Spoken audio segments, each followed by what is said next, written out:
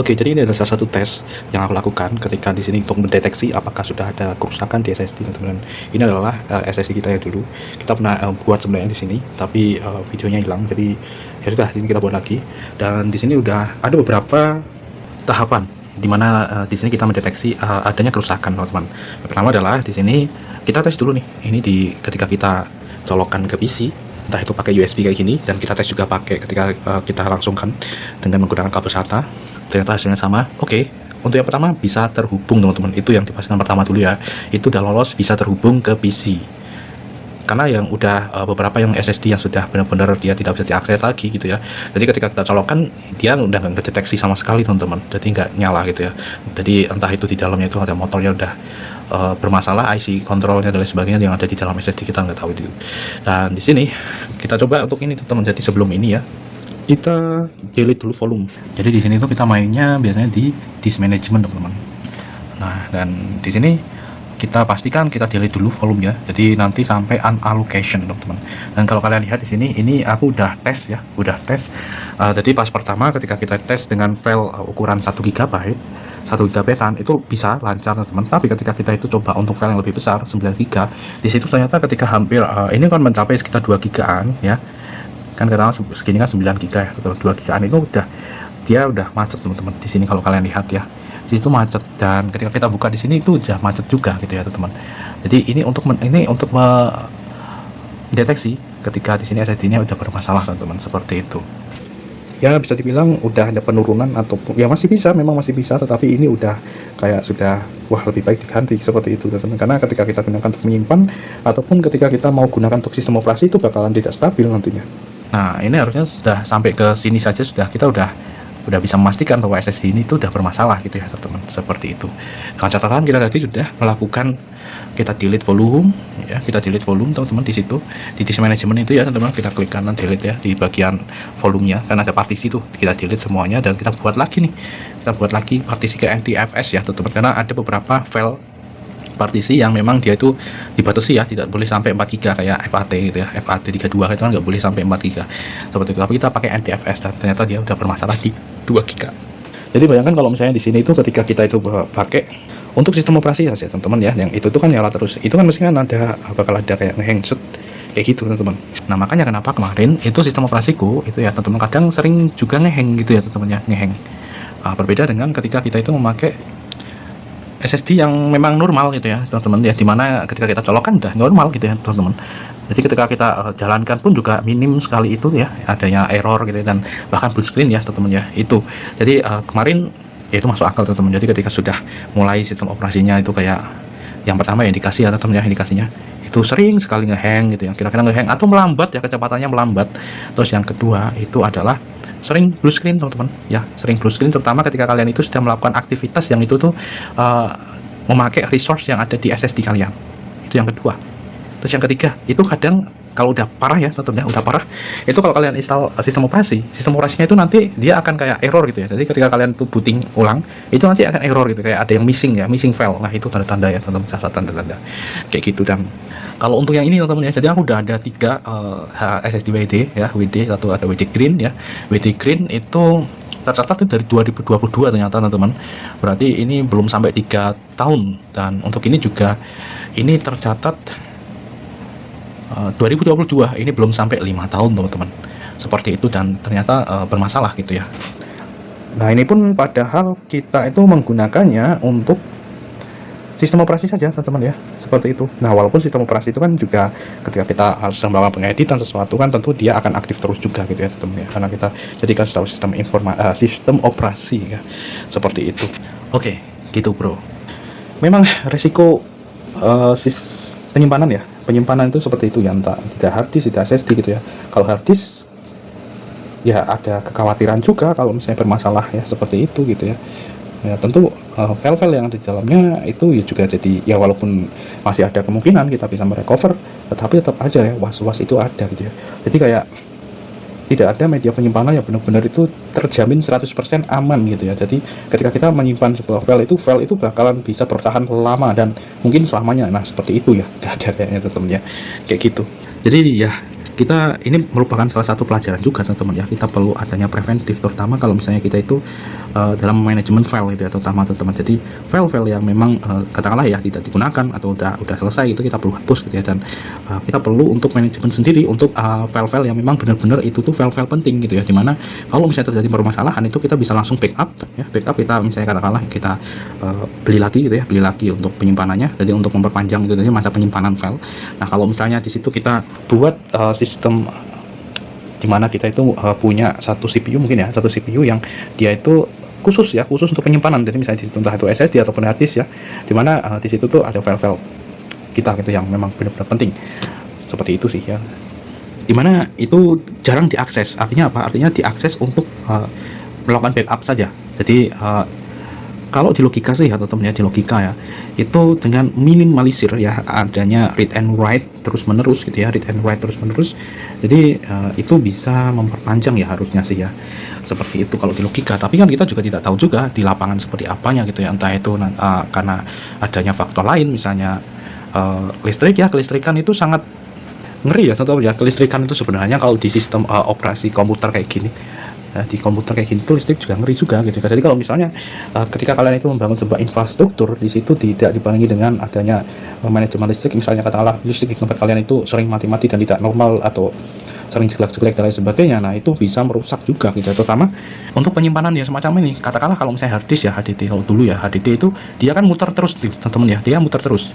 Ini ya contoh, ini HDD yang seukuran SSD teman-teman, seperti itu yang kecil, ini muter terus gitu ya, katakanlah muter terus, dia muter.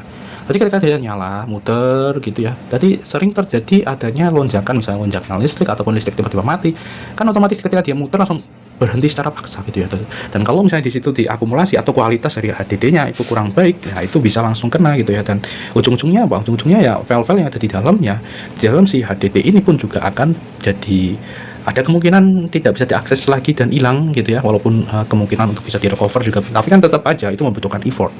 Nah, jadi seperti itulah teman-teman ya. Jadi ketika kita berada mungkin di dunia kreatif, atau yang ketika kita itu sering berkaitan dengan PC kayak gitu ya, itu tidak sekedar kita itu menyalakan dan lain sebagainya, itu ada banyak sekali termasuk manajemen dan lain sebagainya. Di sini mungkin kalau kalian yang udah terbiasa kayak gini, kalian bisa langsung aja lah komen ke sini ya, pengalaman kalian seperti apa tentang hal ini, karena ini tidak sekedar ini teman-teman ya, tidak sekedar menghidupkan komputer, menggunakan komputer itu enggak. Ketika kalian itu benar-benar kalian mengelola komputer kalian itu sendiri gitu ya, misalnya kayak misalnya kalian itu punya teknisi sendiri kayak gitu, nah kalian tinggal misalnya yang penting beres kayak gitu kan, kayak gitu. Nah saya bukan kayak gitu ya, kalian itu kan di sini itu bener-bener, apalagi kalau dari awal kalian itu ngerakit, kalian mengkonsep komputer yang kalian inginkan itu sendiri, kalian ngerakit sendiri ya, termasuk beli sendiri gitu ya, beli sendiri, kalian langsung cari-cari yang benar-benar dengan harga sesuai sendiri, tentu itu akan berbeda banget teman-teman ya, terutama. Dan ketika proses berjalan pun itu kita juga masih ada ini tadi ya, bagaimana kalau misalnya nanti file-file kita hilang gitu ya, SSD rusak, HDD rusak kayak gitu, dan bagaimana seperti itu. Nah makanya kan it's not simple like that. Kalau misalnya kalian itu tidak pernah mengalami hal itu ya, ketika kalian membuat sesuatu mungkin kebijakan dan lain sebagainya, mungkin itu akan berat sebelah ya. Berbeda kalau misalnya kalian udah tahu mengalami hal yang mungkin yang menjadi ranah ya teman-teman, seperti itu akan berbeda gitu ya, akan berbeda. Nah sehingga kalau misalnya kita tarik lah teman-teman ya, kita tarik, kenapa kok ada orang itu yang dia itu kok ini misalnya katakanlah ya dari misalnya jasa dan lain sebagainya, jasa ya, nah ini cuman kayak gini doang kok harganya segini. Nah seperti itu biasanya itu yang orang-orang yang mungkin yang bermain dengan yang membuka jasa dan lain sebagainya, yang memang sudah berpengalaman kayak gitu teman-teman, itu mesti akan menjawabnya ya sudah, kerjakan sendiri saja kayak gitu, atau cari yang lain kayak gitu.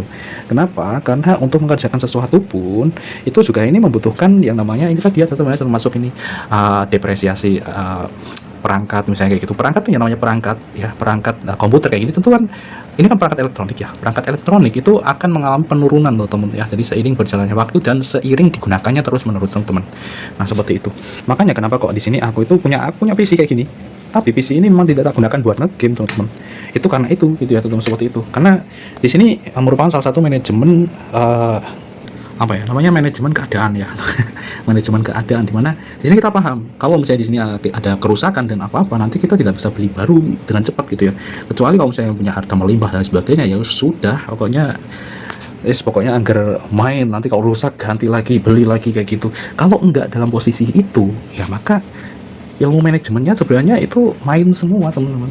Bahkan tanpa kita itu uh, kita ngejar gelar, misalnya kata gelar manajemen kayak gitu, nanti main semua gitu loh teman-teman ya, main semua. Jadi misalnya di sini, oh iya di sini aku berarti kalau misalnya katakanlah ya tadi ya pas kita sedang mencari komponen-komponen mungkin ya, pas kita mau build PC kayak gitu, kita cari yang benar-benar di sini misalnya dari tokonya terpercaya atau enggak, di sini dari track recordnya seperti apa, terus di sini harganya seperti apa, kita bandingkan. Terus di situ kan ada detail, misalnya katakanlah kan mesti motherboard itu kan kadang ada seri ya, misalnya keluaran A gitu, keluaran B, C, D dan seterusnya. Jadi keluaran misalnya keluaran pertama misalnya kayak gitu kan seri A, terus ada yang pembaruannya lagi, kita juga bener-bener teliti sampai detail kayak gitu teman-teman. Nah itu sih, tapi kalau biasanya yang nggak memperdulikan hal itu ya, yang itu tadi, yang kalau misalnya rusak bisa beli lagi kayak gitu teman-teman, seperti itu. Oke, memang loh bang, kamu kan punya komputer di sini, dan komputernya pun juga di sini kan juga kalau misalnya buat game dan lain sebagainya pun juga bisa, itu tadi gitu loh teman-teman, itu tadi gitu, it's not simple like that gitu ya, gitulah teman-teman, seperti itu. Nah sehingga di sini teman-teman ya, di sini ketika di sini kita kebetulan ngebahas hal ini teman-teman ya, ini jadi ini udah masuk dalam satu podcast tersendiri di sini.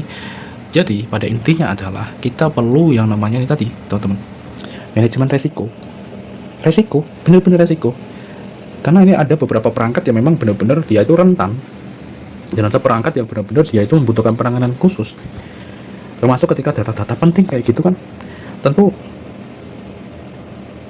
manajemen itu akan sangat berperan gitu ya, yang bisa dikatakan manajemen alamiah gitu ya, alamiah, dan tanpa kita menggunakan penamaan khusus yang memang sudah standar kayak gitu, alamiah. Jadi bagaimana kita itu bisa survive dengan apa yang kita miliki seperti itu, dan kita tidak boleh sampai minus itu apa? Minus itu adalah kita itu meraih sesuatu yang kita itu belum mampu untuk itu gitu ya, misalnya kayak gitu, yang pada ujungnya nanti minus, dan itu akan benar-benar mengacaukan jalan teman-teman gitu ya. Misalnya katakanlah ya di sini dari segi kemampuan budget ya, budget itu kalian itu oke, budgetku segini, oh dengan seperti ini tuh aku udah bisa melakukan beberapa hal ini, misalnya untuk desain, oke untuk komputer harga 3 juta atau 2 juta gitu ya, ini sesuai budget nih, ini berarti aku bisanya desain.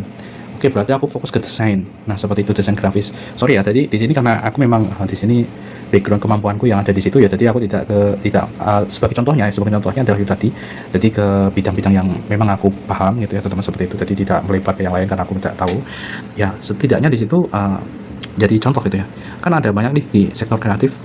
Misalnya katakanlah kalian itu bisa, misalnya katakanlah ya, kalian itu sekolah gitu ya, sekolah di komputer sekolah itu kalian bisa desain Blender 3D, membuat animasi dan lain sebagainya. Tetapi ketika kemampuan kalian di sini, kayak gini, tentu kalian perlu cari yang lain gitu ya, jangan sampai minus gitu ya teman-teman. Kecuali ketika kalian itu modelnya adalah seorang pengusaha masa gini, jadi benar-benar sudah ada target kalau itu nanti bakalan balik modal langsung. Nah ini ya dibedakan teman ya, balik modal langsungnya itu gimana bang?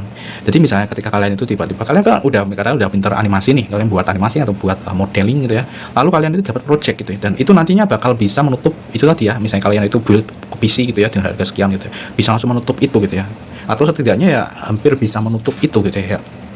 No problem, itu merupakan salah satu konsep pengusaha gitu ya teman-teman, seperti itu. Tapi kalau misalnya belum ada itu gitu ya teman-teman, tentu itu nanti akan bisa kacau gitu ya, atau kalian nantinya bakal banyak pikiran gitu ya teman-teman ya.